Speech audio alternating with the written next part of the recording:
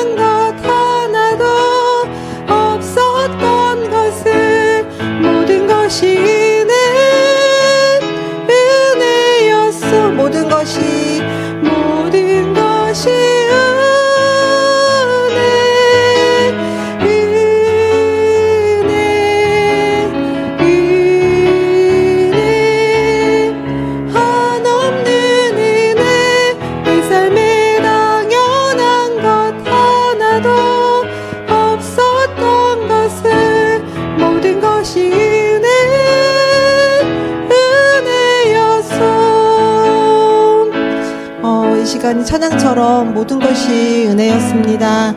내 삶에 은혜 아닌 것이 하나도 없음을 우리의 각자 우리의 삶을 한번 뒤돌아보면서 짧은 시간이지만 하나님께서 우리에게 나에게 베풀어 주신 그 은혜를 생각하고 또 감사의 기도를 드리는 시간을 갖겠습니다. 기도하시겠습니다.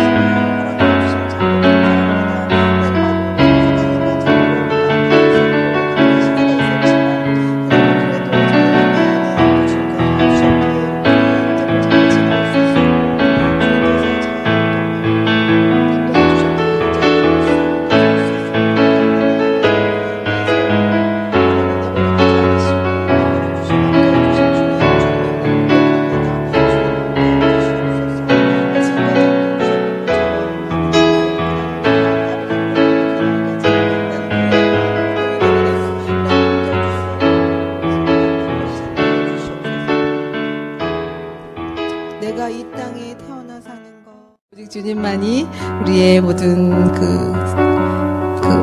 저희 부족함, 우리의 또 연약함 채워주시고 또 그럴 분은 주님밖에 없음을 또 다시 한번 고백합니다. 근데 또 그 길이 참 쉽지는 않지만 지금까지 인도해 주셨던 것처럼 주님께서 또 인도해 주실 줄 압니다. 우리 주님 곁으로 또 간절한 마음으로 찬양하면서 우리 은혜에 감사하며 오직 주님밖에 없음을 다시 한번 고백하면서 주님 곁으로 찬양하시겠습니다.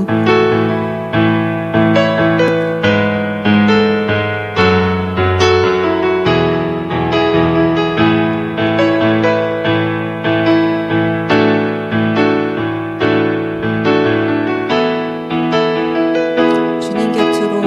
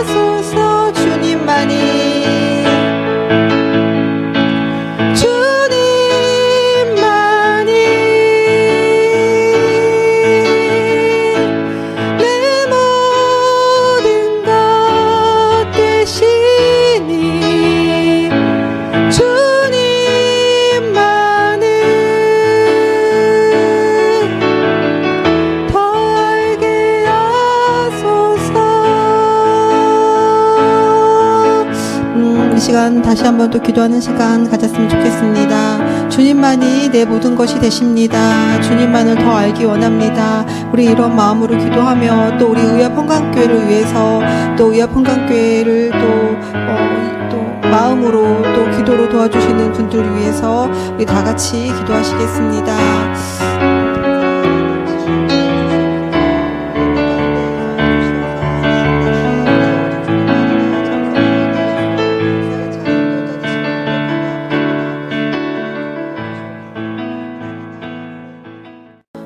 기도하시겠습니다. 사랑의 하나님, 오늘도 우리의 발걸음을 또 의합헌강교회 예배로 인도하여 주심을 참으로 감사합니다. 하나님, 우리가 당연히 올 수 있는 이 예배고 또 그 발걸음이지만 분명 하나님께서 허락하셨기에 또 이곳에 올 수 있음을 다시 한번 고백합니다. 우리의 작은 일들, 또 큰 일들, 모든 것들 하나님께서 인도하여 주시고 허락하셨을 때 가능함을 다시 한번 고백하며, 주님, 우리 이렇게 작은 것에 기도하며 나아갈 때 하나님을 더 발견할 수 있고 하나님을 더 찾을 수 있고 또 하나님을 더 간절히 알며 또 간절히 사모하는 저희들이 되게 하여 주시옵소서. 하나님, 우리는 참으로 연약합니다. 하지만 하나님, 되돌아봤을 우리의 삶 가운데 하나님께서는 우리의 연약함과 또 상관없이 하나님의 그 능력으로 우리를 지켜주셨고 우리를 이곳까지 함께하여 주셨습니다. 하나님께서 인도하여 주시고 지켜주신 그 하나님의 사랑을 믿습니다. 하나님, 우리의 그런 마음을 하나님 늘 날마다 감사하며 하나님 그런 마음을 붙들고 우리 앞에 허락하신 그런 삶을 살아갈 수 있는 저희들 되게 하여 주시옵소서. 하나님, 우리 합헌강교회 주님께서 또 허락하여 주시고 세워주셔서 이렇게 함께 예배를 드립니다.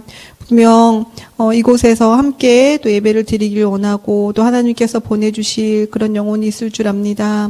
주님, 그 영혼들에게 하나님 발걸음을 인도하여 주시고 정말 하나님께서 기뻐하시고 하나님께만 또 예배드리는 저희들 될 수 있도록 주님 인도하여 주시고 의합헌강교회가 주님께서 정말 맡겨주신 그 사명을 잘 감당할 수 있는 교회가 되게 하여 주시옵소서. 하나님, 또한 우리 의합헌강교회를 또 불심양면으로 또 도와주시는 많은 분들이 계십니다. 하나님, 그분들 가운데에서도 하나님 그 도움을 통하여서 신을 통하여서 하나님을 더욱더 깊이 알게 하여 주시고 오직 정말 하나님의 일들로 또 그런 마음들이 하나님 그 인간의 마음이 아닌 또 하나님께서 인도하여 주시고 또 허락하시는 마음으로 하나님께 영광 돌리는 일들이 되게 하여 주시옵소서. 우리 또 예배를 드리고 말씀을 듣습니다. 하나님, 우리의 마음을 활짝 열어주시고 오직 정말 주님께서 오늘 나에게 하여 주신 말씀으로 그 깨닫는 저희들 되게 하여 주시고 오직 정말 주님 사랑하는 마음으로 주님을 간절히 원하는 마음으로 들었을 때 주님 분명히 우리에게 찾아와 주셔서 우리에게 또 깨달음을 주시고 또 하나님의 큰 사랑을 느끼는 저희들 될 줄 압니다. 주님께서 모든 예배 또 끝까지 함께해 주실 줄 믿사오며 예수님의 이름으로 기도합니다. 아멘.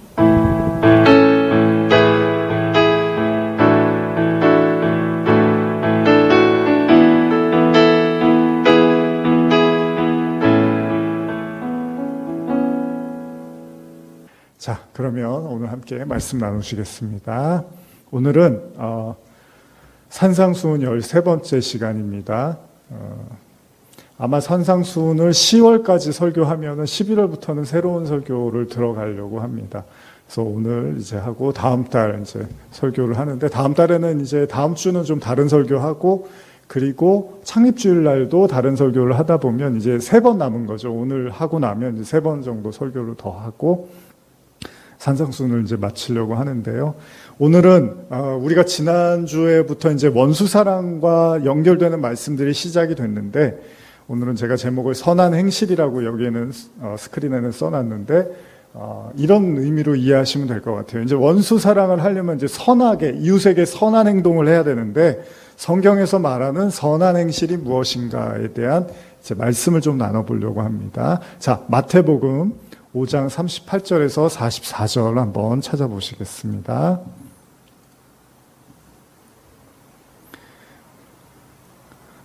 자, 마태복음 5장 38절에서 44절입니다. 우리 지난주에도 읽었던 말씀인데 오늘도 계속 한 번 더 읽고 진행해 보겠습니다. 자, 찾으셨으면 같이 읽어보겠습니다. 시작. 또 눈은 눈으로 이는 이로 갚으라 하였다는 것을 너희가 들었으나 나는 너희에게 이르노니 악한 자를 대적하지 말라. 누구든지 내 오른편 뺨을 치거든 왼편도 돌려대며 또 너를 고발하여 속옷을 가지고자 하는 자에게 겉옷까지도 가지게 하며 또 누구든지 너로 억지로 오리를 가게 하거든 그 사람과 심리를 동행하고 내게 구하는 자에게 주며 내게 꾸고자 하는 자에게 거절하지 말라. 또 내 이웃을 사랑하고 내 원수를 미워하라 하였다는 것을 너희가 들었으나 나는 너희에게 이르노니 너의 원수를 사랑하며 너희를 박해하는 자를 위하여 기도하라. 네. 우리 지난 시간에 산상수훈 말씀 나누면서 악한 자를 대적하지 말라라는 말씀에서 우리가 이제 그 말씀들을 좀 나누었죠. 오늘도 지난주일과 같은 본문을 한 번 더 보고 있는데요. 예수님이 말씀하시는 악한 자를 대적하지 말라라는 그 주님의 가르침은 어렵지 않습니다. 당연히 우리가 싸우는 것이 성경에서 권하는 것이 아니잖아요. 그런데 문제는 뭐냐면 예수님의 사랑과 인내 당연한 건데 근데 우리가 우리에게 악을 행하는 자, 우리에게 피해를 주는 자하고 싸우지 않는다는 게 쉬운 일은 아니잖아요. 그리고 거기서 나아가서 왼뺨을 맞고 오른뺨을 대라는 이런 말씀들은 사실 현실적으로는 너무 어려운 말씀이죠. 언뜻 보면 성도라는 게 아무리 자기에게 폭력을 행사한다 하더라도 더 맞아줄 수 있어야 된다. 그런 의미처럼 보이잖아요. 근데 인간적인 측면에서는 그게 쉽지가 않잖아요. 아마도 아무리 좋은 부모라고 해도요, 내 자식이 누군가에게 맞고 왔으면 당연히 내일 가서 때리라고 하던지 아니면 나라도 가서 어떻게 원수를 갚아주고 싶은 마음이 들겠죠. 그리고 여러분, 내 자식이 맞고 왔는데 내일은 더 맞아도 그냥 가만히 있어라고 하면 이게 뭐가 되죠? 방관과 학대가 될 수도 있는 거잖아요. 그러니까 분명히 어떤 선에서는 여기에 대해서 이제 문제를 해결을 해야 되는데 그냥 뭐 왼뺨을 맞고 오른뺨을 대라 이거는 좀 현실에서는 맞지 않는 이야기처럼 보입니다. 근데 예수님의 가르침이 또 계속 연결이 되는데 그게 뭐냐면 속옷과 겉옷에 대한 이야기를 해요. 쉽게 생각하면 속옷을 달라는 자에게 겉옷까지 주라는 그런 얘기. 뭐 겉옷을 달라는데 속옷까지 달라 이런 이야기들도 좀 말이 맞지가 않죠. 자, 오리를 가자고 하는 사람한테 심리를 갈 수 있는 그런 관대함 이렇게 이야기하면 정말로 그냥 마음을 다 비우고 남이 하자는 대로 다 해주는 그런 사람이 되라는 거잖아요. 또 나아가서 자신에게 구하는 자에게 심지어 꾸는 자에게 거절하지 말고 다 빌려주라는 얘기예요. 참 좋은 얘기죠. 대단한 얘기입니다. 근데 이런 완벽한 이상과 같은 인간상 이게 가능하겠냐는 거예요. 현실 사회에서. 참 이런 사람들만 세상에 존재한다면 여기가 천국이겠죠, 여러분. 근데 문제는 이렇게 산다는 게 거의 불가능하고 물론 이런 분들이 가끔 나올 수는 있겠지만은 사실 모두가 다 이렇게 살아야 된다는 게 결코 쉬워 보이지는 않습니다. 어떤 의미에서 이 내용을요, 그냥 인간의 보편적인 선과 사랑으로 이해하려고 든다면 우리가 알고 있는 존경하는 인물 있잖아요. 그런 사람들 정말 선하잖아요. 아, 그러면 그렇게 살라는 얘기구나, 예수님도. 정말로 모든 걸 다 내어주고 그냥 하라는 대로 다 하고 절대 폭력을 쓰지 않고 나를 괴롭혀도 가만히 있고 이런 사람이 되라는 거. 이게 여러분들의 복음서를 읽으면서 지금 선행을 하라는 얘기구나라고 이해할 수도 있죠.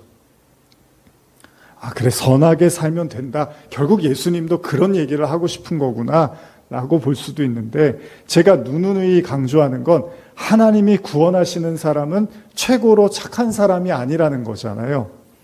하나님이 구원하시는 사람은 착한 사람이 아니라 믿음으로 말미암은 자를 구원하신다는 거잖아요. 우리 요즘 사도행전 나누는데 사도행전 나누다가 그 초기 교회, 초대교회에서 할례에 대한 논쟁이 붙잖아요. 그래서 유대인 기독교인들이 야, 우리도 할례를 받고 율법을 지켜서 이렇게 하나님 믿고 기독교인이 돼서 예수님 받아들였는데 이방인들은 아무것도 안 하고 그냥 믿음으로만 구원받는다는 게 말이나 되냐? 그래서 어떻게 하죠? 이방인들도 최소한 할례는 받아야 된다는 싸움을 하게 되잖아요. 근데 그때 베드로가 뭐라고 하죠? 아니다. 하나님은 모든 사람에게 똑같이 믿음으로만 구원을 주셨다라고 이야기를 하죠. 결국은 무엇이죠? 하나님이 원하시는 건 인간의 행동이나 인간의 어떤 선한 행실을 가지고 판단하는 것이 아니라 믿음으로 구원하시겠다는 말씀을 사도행전에서도 강조하고 있습니다. 그러면 여러분들이 이제 헷갈릴 거예요. 그러면 도대체 뭐냐? 그럼 착하게 살라는 것도 아니고 그냥 믿음만 있으면 된다 그러면 또 그것도 아니라고 하고 또 착하게 살라고 하는 것 같기도 하고 여기서 우리가 좀 어려움을 느낄 수 있다는 겁니다. 이때 마태복음 19장을 보시면 이런 내용이 나오는데요. 성경 있으신 분들 한번 찾아볼까요? 마태복음 19장 16절에서 17절입니다.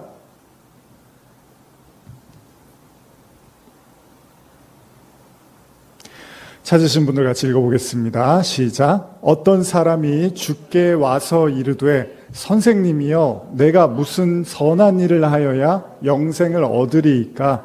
예수께서 이르시되 어찌하여 선한 일을 내게 묻느냐? 선한 이는 오직 한 분이시니라. 내가 생명에 들어가려면 계명들을 지키라. 여기도 좀 난해한 것처럼 보이는데 어떤 한 청년이 있었어요. 이 청년이 예수님께 물어봅니다. 내가 무슨 선한 일을 해야지 영생, 구원을 받을 수 있습니까? 라고 질문을 합니다.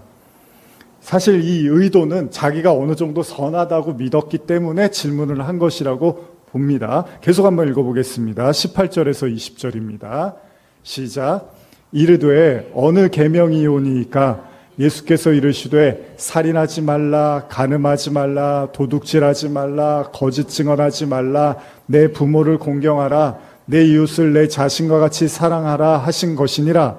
그 청년이 이르되 이 모든 것을 내가 지키사온데 아직도 무엇이 부족하니이까?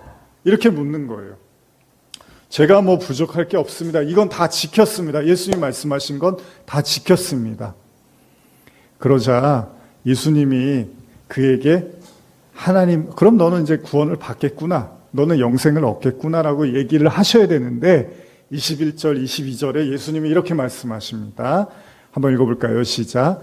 예수께서 이르시되 내가 온전하고자 할진대 가서 내 소유를 팔아 가난한 자들에게 주라. 그러면 하늘에서 보화가 내게 있으리라. 그리고 와서 나를 따르라 하시니 그 청년이 재물이 많음으로 이 말씀을 듣고 근심하여 가니라. 예수님이 청년의 기대와는 달리요. 너가 율법을 잘 지켰구나. 그러면 됐지. 그걸로 구원받을 수 있어.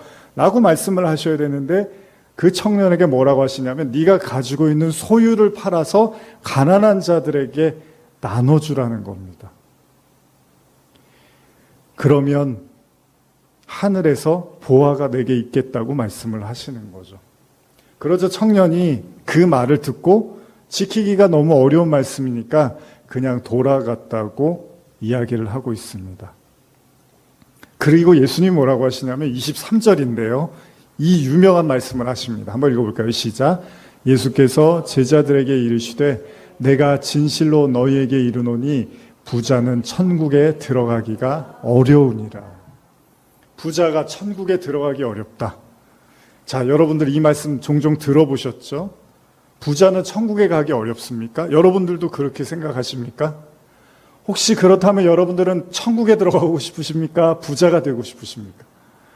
만약에 이 두 가지 중에 하나를 선택해야 된다면, 만약 이게 액면 그대로 있는 그대로의 이야기라면 부자가 되는 게 좋으십니까? 부자가 안 돼도 좋으니까 천국에 들어가시는 게 좋습니까? 어쨌든 부자 청년은요, 자기가 가진 게 많아서 예수님이 그걸 다 팔고서 따르라고 하는 말씀을 듣자 소위 이제 시험에 든 거죠. 그냥 돌아갔다고 기록이 되어 있습니다. 자, 만약에 예수님의 말씀이 율법도 다 지켜야 되지만 그 율법도 다 지킨 사람은 이제 자기가 가진 걸 다 나눠줘야지만 구원받는다고 하면 여러분들 그럴 계획이 있으십니까? 일단 내가 율법은 잘 지켜놓고 그 다음에 내가 가지고 있는 걸 다 나눠줘야지라고 하면 그럴 여러분들의 마음의 준비가 돼 있으십니까? 그리고 부자라는 게 또 어디까지를 부자라고 합니까? 어떤 사람은 되게 부자인 것 같은데 본인은 나는 중산층이에요 이렇게 말하는 사람도 있고, 어떤 사람은 내가 보기에 중산층 같은데 나 부자예요 또 이렇게 말하는 사람도 있거든요. 부자라는 개념이 하나님이 여기다가 연봉 최소한 얼마 정도가 부자다 이렇게 써주시면 좋은데, 하루에 일당이 얼마, 월급이 얼마 정도면 부자다, 그런 말도 안 써놓고 그냥 부자는 천국에 들어가기 어렵다. 어렵잖아요. 이게 무슨 말인지. 다시 한번 여러분한테 질문하면, 여러분들은 천국에 가시는 게 좋습니까? 부자가 되시는 게 좋으십니까? 사람마다 생각이 다 틀리겠죠.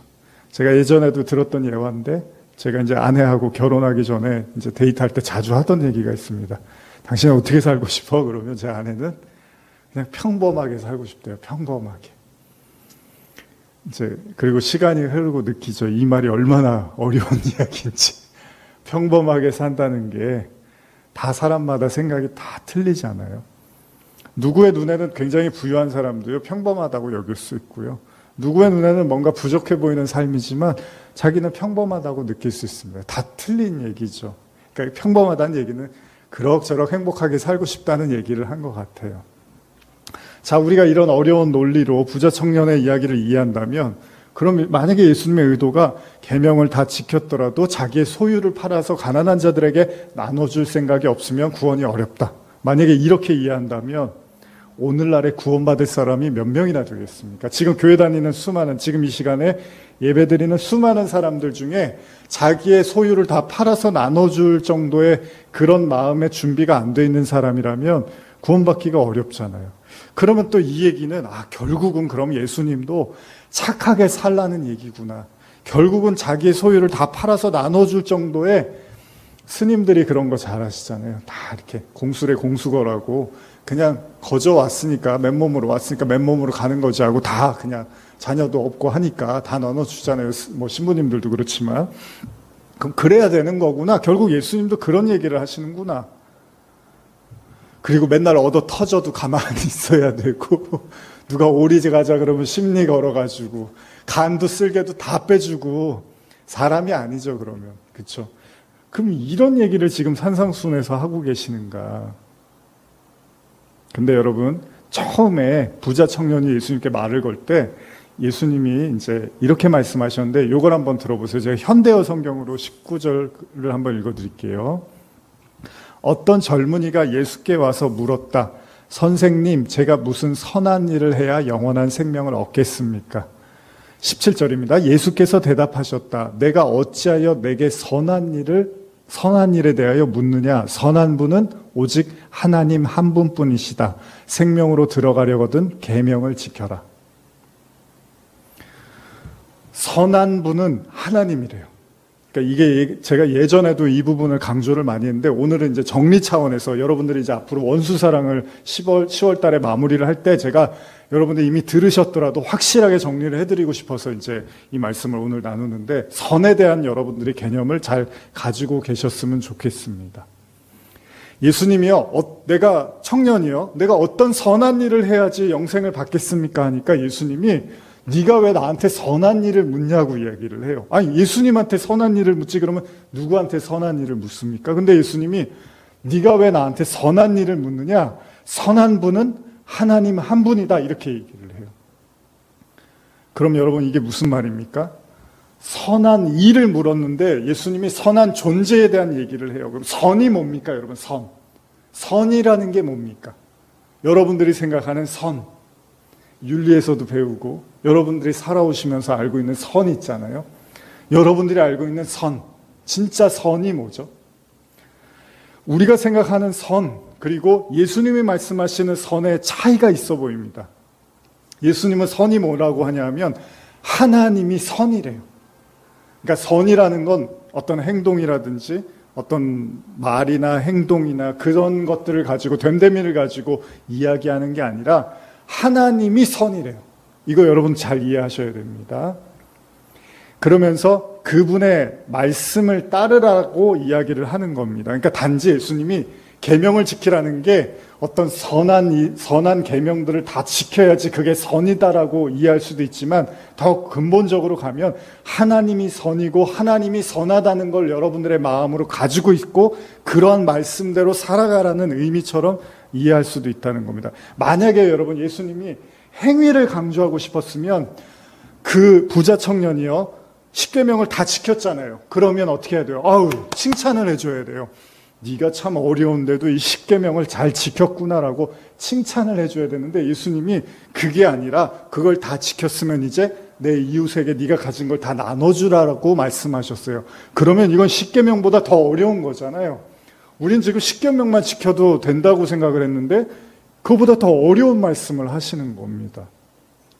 그래서 우리가 잘 알고 있는 바리새인과 세리의 기도 아시죠, 여러분? 예수님이 예를 드셨던 바리새인들은 율법주의자였죠. 그리고 세리는 사람들한테 손가락질 받는 사람이었어요. 세금 징수하는 사람이었어요. 로마의 어떤 그 명령을 따라서 거기에 따라서 사람들한테 세금을 받던 사람이었단 말이죠. 그래서 사람들이 죄인이라고 손가락질했어요.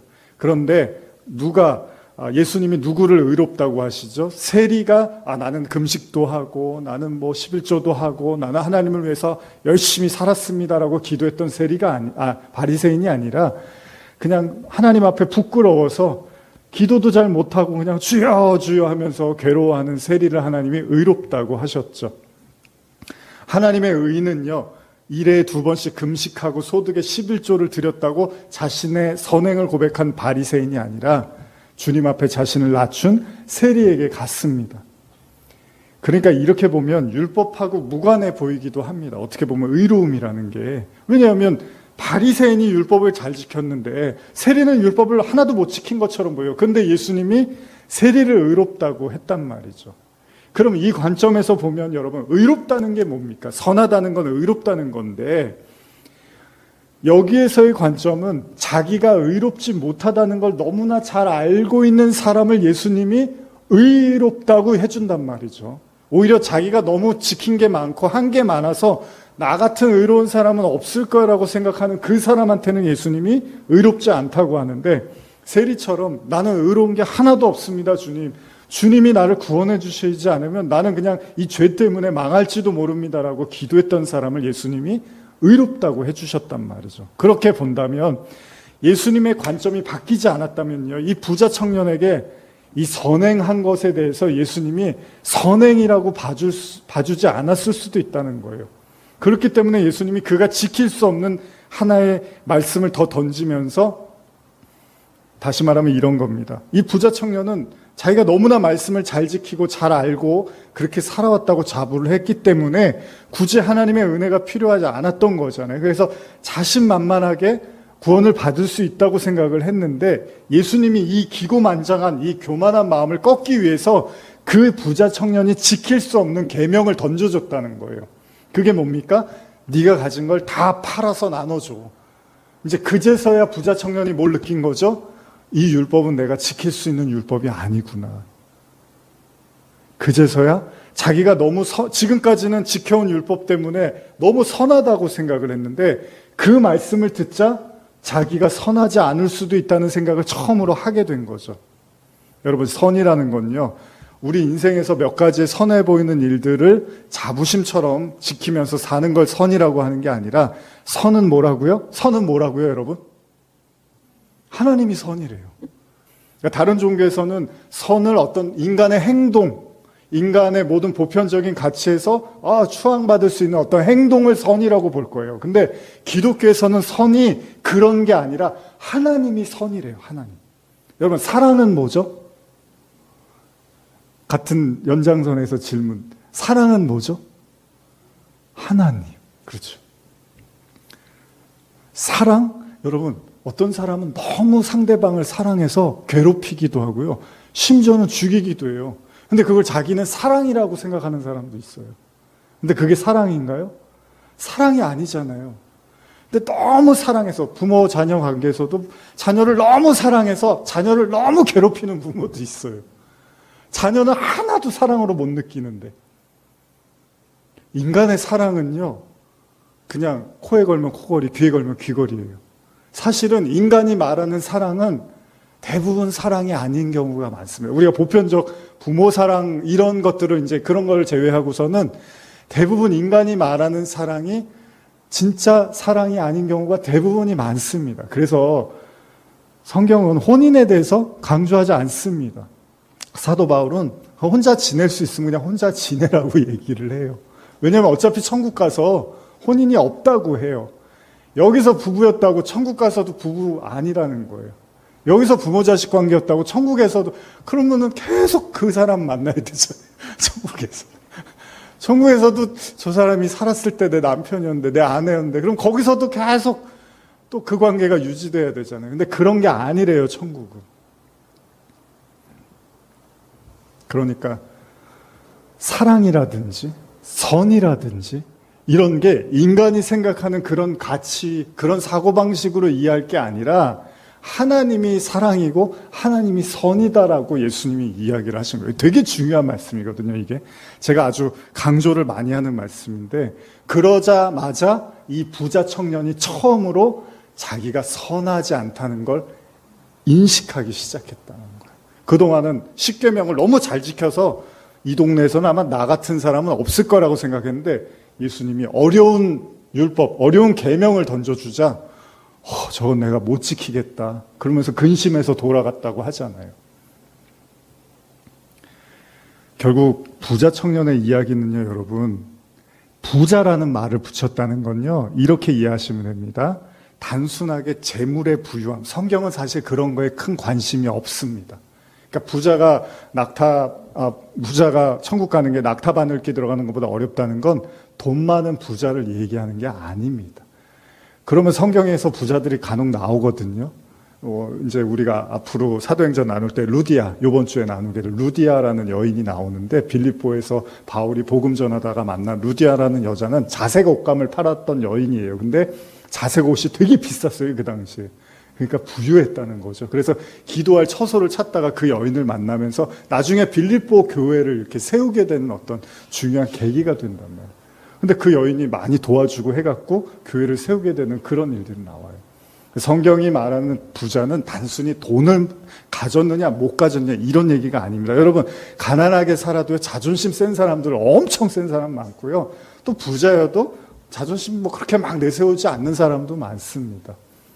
성경이 말하는 부자는 뭐냐면 스스로의 마음에서 내가 아주 기고만장할 정도로 선하고 의롭고 착하다고 믿는 거, 그걸 성경이 부자라고 하는 거죠. 정신적 부유함, 그렇게 보시면 돼요. 신앙적 부유함. 근데 그게 좋은 의미가 아니라 소위 교만함과 기고만장으로 이해할 수도 있다는 거죠. 그래서 우리가 부자와 나사로 비유 기억나시죠, 여러분? 예수님이 부자와 나사로라는 비유를 하는데, 부자는 맨날 잔치를 해요, 집에서. 근데 나사로 거지예요. 거지인데 맨날 먹을 게 없어갖고 동냥하다가 그 부자의 집에서 떨어진 거 주워 먹고 사는데, 나중에 누가 천국에 가냐 보니까 부자는 지옥에 가고 나사로는 천국에 가더라는 거예요. 근데 이 비유의 내용이 뭐냐면 예수님이 이렇게 마무리를 해요. 부자는 살았을 때 좋은 것을 많이 받았지만 거지는 살았을 때 너무나 고생을 많이 했다, 이런 말을 해요. 그러면 고생을 많이 한 사람이 천국 가고 맨날 즐겁게 살면 지옥 가고, 성경이 말하고 싶은 건 그런 게 아니라 이 나사로처럼 여러분들이 이제 잘 한번 생각해 보세요. 매일마다 힘들고 어려우니까 어떻게 하죠? 하나님의 도움이 없으면 안 되니까 맨날 기도할 수밖에 없고 하나님을 찾을 수밖에 없고, 이 고통에서 나를 건져달라고 하나님을 부르짖을 수밖에 없는 삶, 그게 나사로 거지의 삶이었는데, 부자의 삶은 너무 가진 게 많으니까 맨날 잔치하고 사람들하고 나누는데 하나님을 찾을 필요가 없는 거예요. 너무 부유하니까. 여러분, 그렇잖아요. 오늘날 세상도 너무 가진 게 많으니까 사람들이 더 교회를 떠나는 이유 중에 하나가 아쉬울 게 없고 뭐 하나님 찾을 필요를 못 느껴요. 찾아서 잘 될 것 같지도 않지만, 근데 여러분, 어떤 사람들은 너무 사는 게 힘들어서 하나님께 기도하지 않으면 내가 살 수 없는 사람들이 있거든요. 그 사람들을 뭐라 그래요? 심령이 가난한 자라고 예수님이 팔복을 그렇게 시작을 하는 거죠. 결국은 이 부자 청년에게 요구하신 가난한 자들에게 자신의 소유를 팔아서 나눠주라는 의미는 이렇게 해석할 수도 있습니다.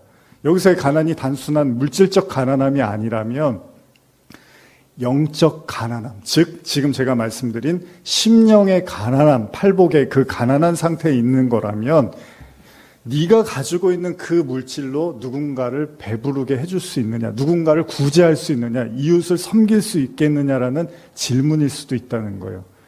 무슨 말이냐면 자기가 선하다라는 자부심을 갖고 있는 이 부자 청년이 과연 심령이 가난한 사람들에게 복을 줄 수 있겠느냐, 은혜를 끼칠 수 있겠느냐는 거예요. 무슨 말이냐면요, 여러분들이 마음이 굉장히 막 근심이 많고 마음이 항상 공허하고 뭔가 내가 왜 살지? 왜 이렇게 삶은 힘들지? 막 이런 생각이 많이 있는데 그 사람들한테 돈을 준다고 해결되는 게 아니잖아요.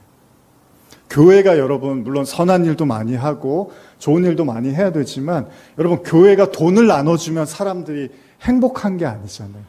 이 마음의 문제를 해결할 수 있는 건 하나님의 은혜와 하나님의 성령과 말씀으로 사람이 회복이 되는 거지 단순히 돈이 있으면 모든 게 다 해결되는 게 아니잖아요.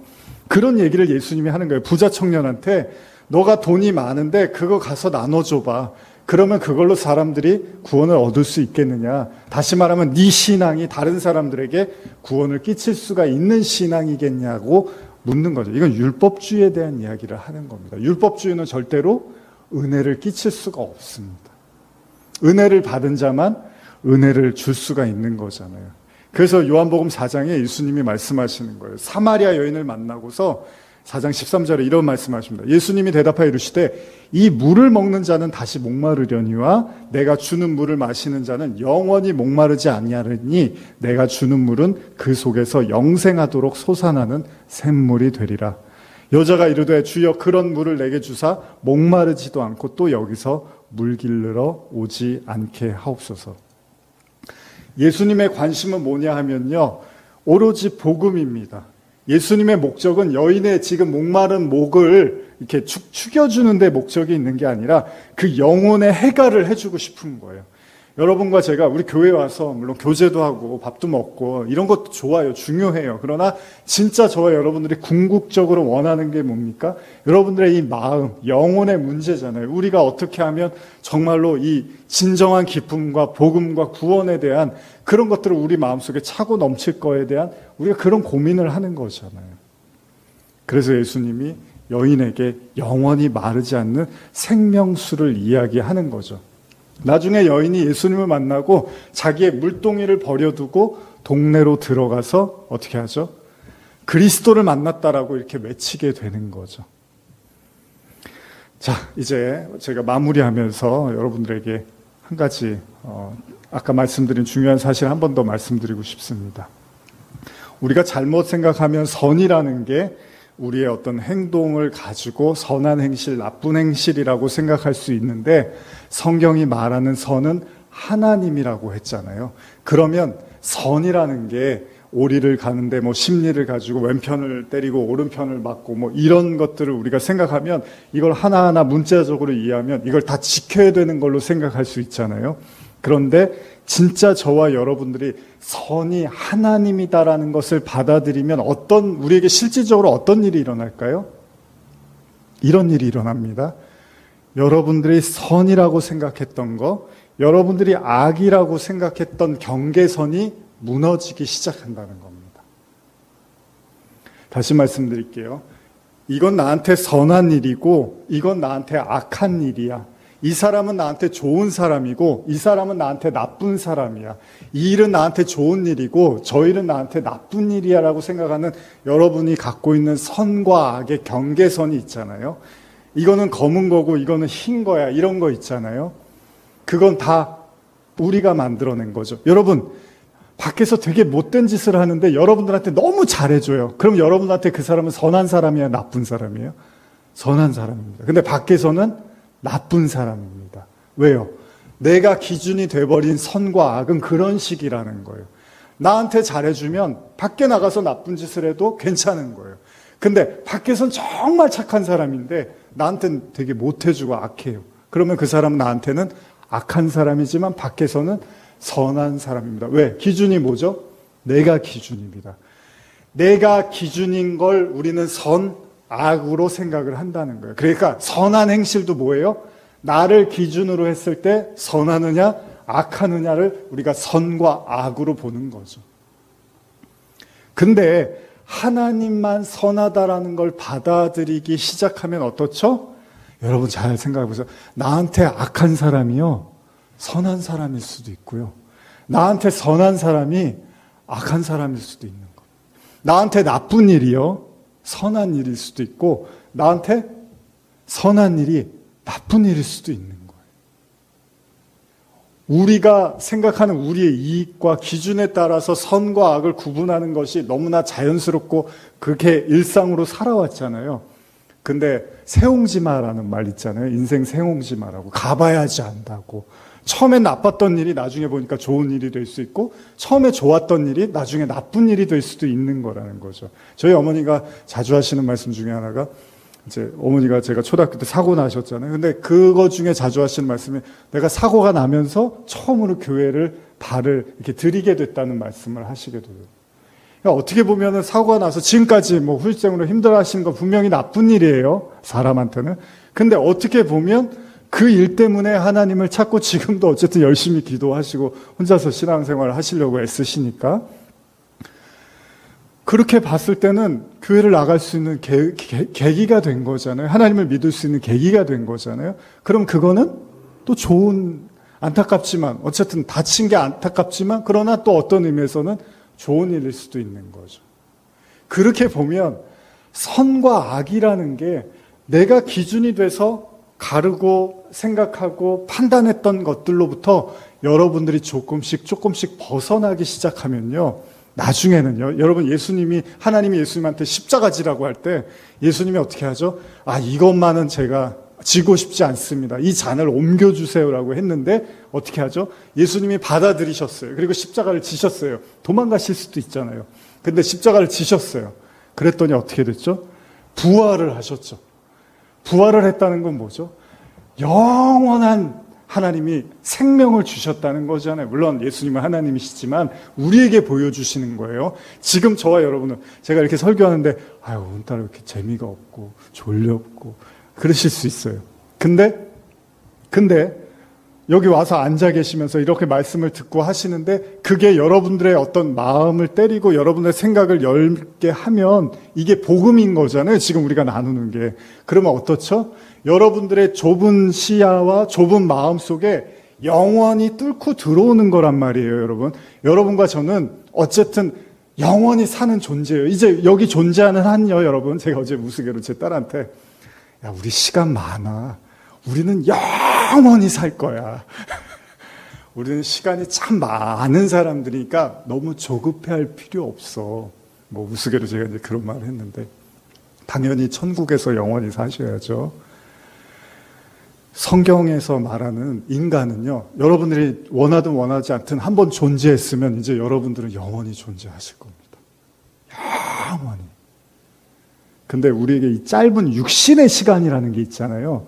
그러면 여러분들이 이걸 잘 이해하셔야 되는데, 이 육신 안에 있으면 시간과 공간의 제약을 받잖아요.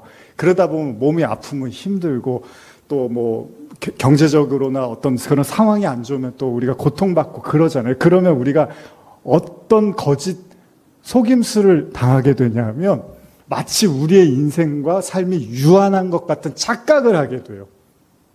물론 육신적으로는 맞습니다. 그러나 여러분과 저의 영혼은 영원히 존재하게 돼요. 그러면 영원히 사는 사람들이 보는 세상과 인생과, 그리고 이 육신 안에서의 삶이 다라고 믿는 사람의 생각이 같을 수 있겠습니까? 어떤 사람들은 나는 죽어도 영원히 존재하는 걸 아는 사람하고 이 육신 안에서의 인생이 전부라고 믿는 사람의 삶이 같을 수 있을까요? 전혀 다르겠죠. 제가 요새 지난주에 이제 그런 걸 묵상하면서 마음이 한결 좀 더 편안해지는 게, 어차피 저나 여러분들은 영원히 계셔야 돼요. 싫든 좋든 영원히 존재해야 됩니다. 어딘가에. 우리는 시간이 되게 많은 사람들이에요, 사실. 넘치는 게 시간인 거예요, 원래는. 근데 이 세상이 자꾸 우리를 가두고 거짓말하는 거예요. 그리고 마치 이 세상 안에서 건강하고 성공하지 못하고 뭔가 유명해지지 않으면 뭔가 이렇게 망한 인생처럼 자꾸 세상이 우리를 속이는데, 여러분들의 영혼의 실체는 우리는 이미 영혼을 살고 있는 사람들이죠. 하나님은 선하다는 건 무슨 의미입니까? 하나님이 영원하시잖아요. 그리고 그 영원하신 하나님이 여러분들의 마음에 말씀으로 여러분들이 이렇게 수용해 가는 과정에서 우리는 뭘 깨닫게 되냐 하면, 예전에 우리 집사님 회사 이렇게 하시는 제가 이렇게 가서 잠깐 프랑스 다녀오면서 잠깐 이렇게 아르바이트 한 적이 있었는데, 이제 점심시간만 되면 우리 집사님이 뭐라고 하시냐면, 오너시잖아요. 우리 집사님이 뭐라 하시냐면, 나는 밥 고르는 것도 참 힘들다고.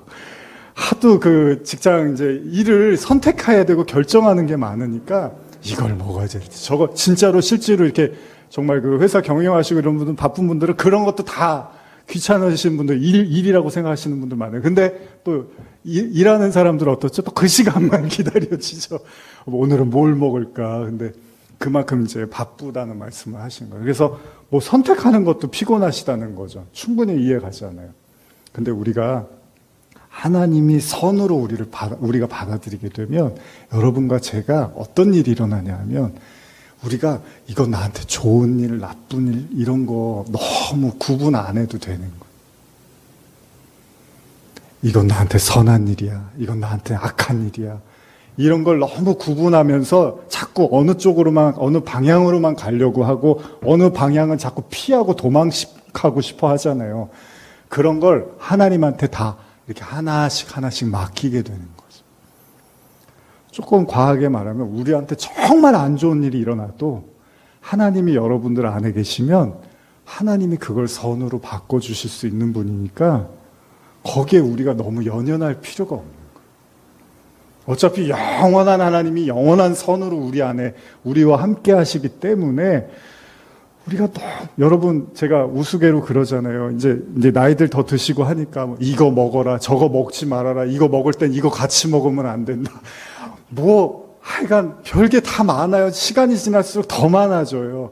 그런 거 어떻게 다 공부하고 따지고 살아요. 그렇잖아요.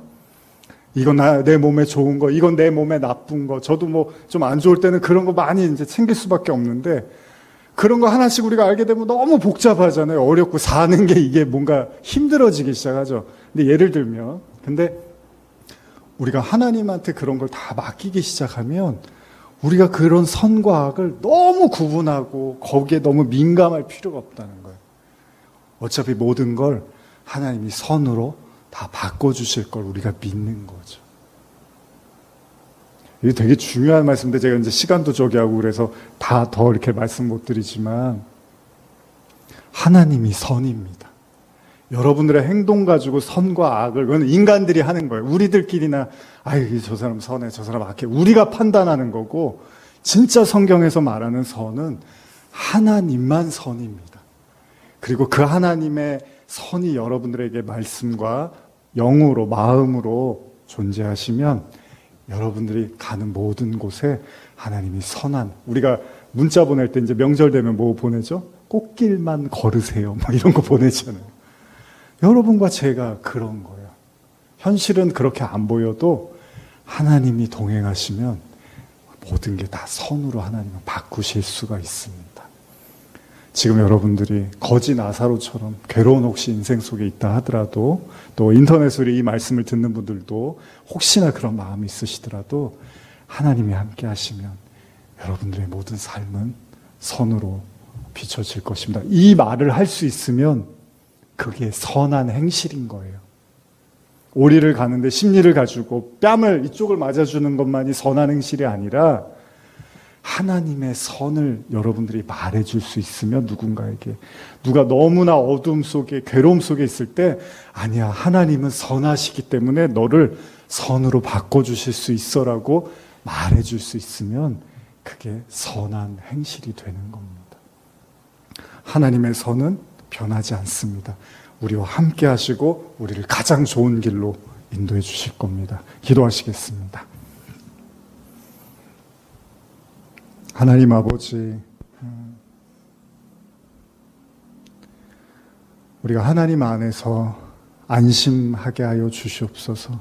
우리 머리와 생각으로는 너무 견디기, 버티기, 또 싸우기 힘든 세상이지만 하나님의 선을 믿으며 결국 모든 것을 선으로 바꿔주실 하나님을 바라보며 진정한 선한 행실은 단순하게 몇 가지 우리의 행동에 있는 것이 아니라 우리가 선한 하나님을 우리의 마음에 모시고 그 선을 이웃에게 전해줄 수 있을 때 진정한 선한 이웃으로 진정한 원수 사랑의 시작이 될 것이라고 믿습니다. 우리에게 악한 일을 했다고 원수가 아닙니다. 우리에게 좋은 일을 했다고 나에게 좋은 사람이 아닐 수도 있습니다. 우리는 사람의 행동과 말을 듣는 사람이 아니라 하나님의 선을 믿고 살아가는 사람입니다. 오늘 우리에게 있었던 수많은 갈등과 원망과 부딪힘이 있다면 선한 하나님을 바라보며 그 모든 관계도 선으로 바꿔주실 하나님을 경험하게 하여 주시옵소서. 감사드리며 예수님의 이름으로 기도합니다. 아멘. 우리 주품에 한 번 더 부르시고 오늘 예배 마쳤으면 좋겠습니다. 우리 아까 영상으로 주품에 같이 보셨죠? 여기가 그런 멋있는 곳이라고 생각하시고 하나님만 바라보고 함께 찬양하시겠습니다.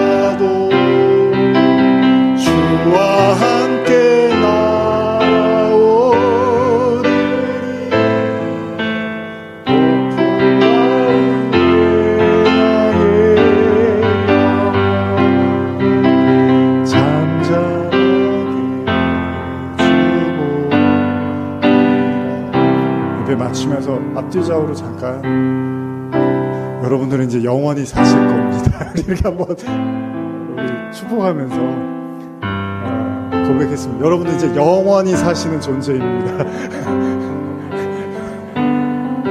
여러분들 시간이 많으십니다. 쫓기는 마음들 다 내려놓으시고요. 그리고 영원히 사는데 맨날 뭐 판단해야 되고 구분해야 되면 영원히 얼마나 힘들겠습니까? 근데 여러분들이 영원한 하나님을 마음으로 모시면 어디를 가든 무슨 일을 하든 하나님이 다 선으로 바꿔주십니다. 그게 이 땅에서 우리가 배워야 되는 교훈입니다. 하나님의 뜻입니다. 다 하나님께 맡기고 영원까지 맡기십시오. 내가 가는 길은 하나님이 동행하시기 때문에 선한 길이다. 잠깐 우리 그렇게 마음으로 여러분 스스로 고백하시면서 마무리했으면 좋겠습니다. 모든 짐을 내려놓으시고 아프셨던 분들, 또 사업 때문에, 또 인간관계 때문에, 재정 때문에 힘들었던 거 하나님의 선에 맡기십시오.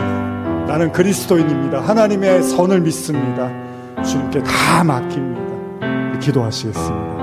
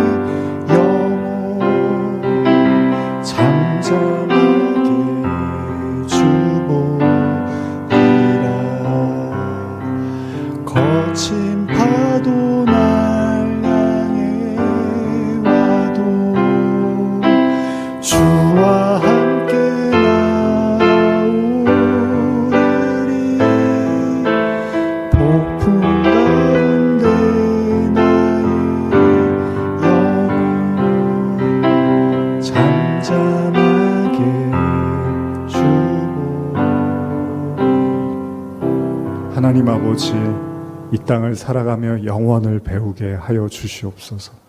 유한한 세상 속에서 영원을 발견하게 하여 주시옵소서.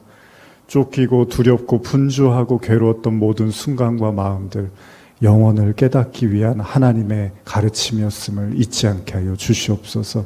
우리는 영원히 사는 존재들입니다.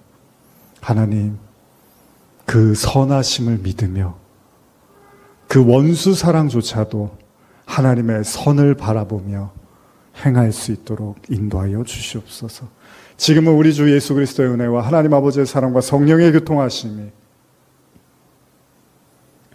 하나님의 선을 보며 이웃에게 선대하게 하여 주시옵소서라고 고백하며 결단하며 나가는 모든 성도들 머리 위에 지금부터 영원히 함께 있을지어다. 아멘.